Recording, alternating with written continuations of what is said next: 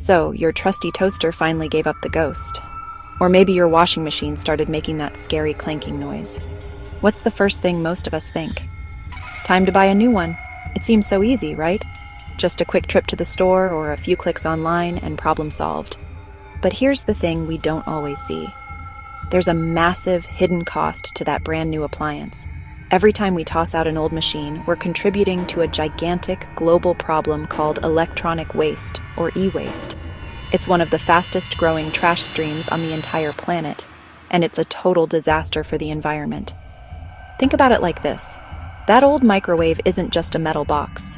It's packed with all sorts of materials. Some are valuable, like copper and gold, but they're mixed in with a gnarly cocktail of toxic stuff. I'm talking about lead, mercury, and cadmium, heavy metals you definitely don't want leaching into our soil and water. When these broken appliances end up in landfills, which they often do, these poisons can seep out and contaminate the ecosystems that we and countless other species rely on. It's a slow-motion environmental catastrophe that starts right in our kitchens and laundry rooms. We're literally poisoning our own backyard without even realizing it.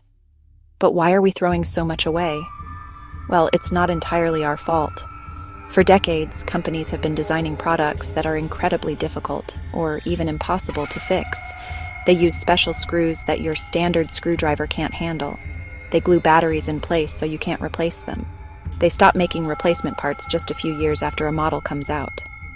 This is a strategy called planned obsolescence, and it's a fancy way of saying things are built to break.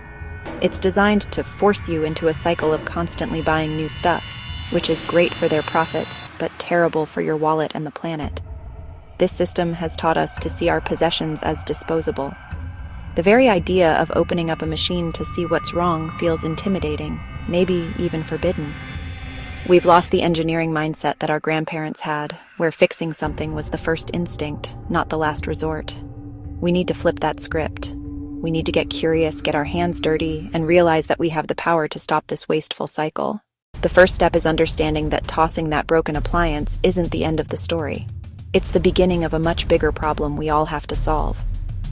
Okay, so the problem is huge. I get it. It can feel overwhelming, like you're just one person with a broken blender against a mountain of e-waste. But here's the awesome part. A global movement is already underway to fight back. It's a full-blown repair revolution, and it's being led by everyday people just like you. All over the world, there's a growing army of tinkerers, builders, and problem solvers who are choosing to fix things instead of tossing them. They're proving that with a little bit of knowledge and the right tools, we can bring our beloved gadgets back from the dead.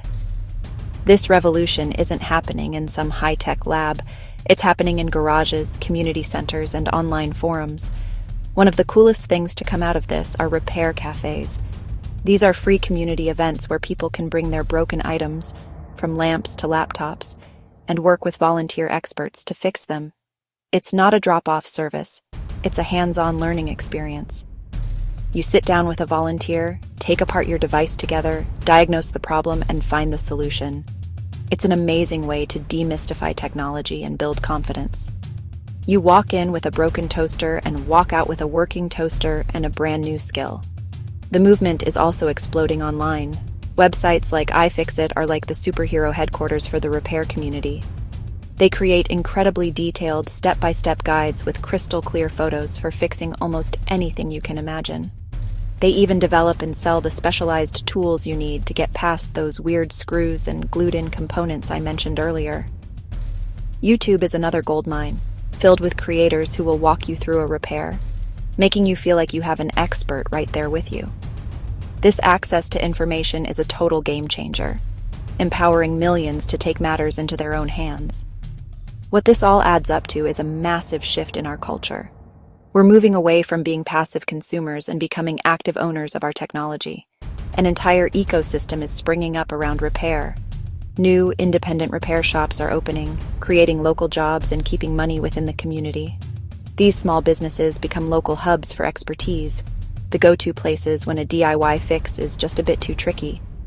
This isn't just about fixing a single vacuum cleaner. It's about rebuilding a culture of resourcefulness, curiosity, and empowerment.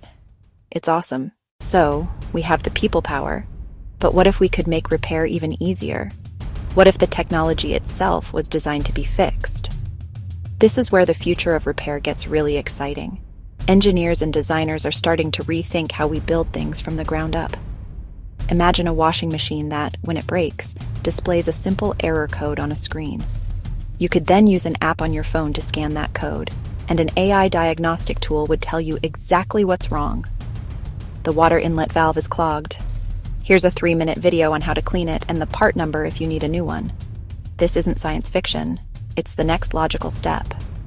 Companies are experimenting with modular design, where appliances are built like Lego sets. If the ice maker in your fridge breaks, you don't need a whole new fridge. You just pop out the old module and snap in a new one. No specialized tools required. We're also seeing the rise of 3-dimensional printing for creating replacement parts. If a company stops making a specific plastic gear for your blender, the community can create a digital file for it, allowing anyone with a 3D printer to make their own. This puts the power to maintain and upgrade our devices directly into our hands. Of course, all this cool tech won't help if companies refuse to play ball. That's why one of the most important battlegrounds in this revolution is the fight for the right to repair. This is a legislative movement pushing for laws that require manufacturers to make repair parts, tools, and diagnostic information available to everyone, not just their own authorized technicians. Think about it.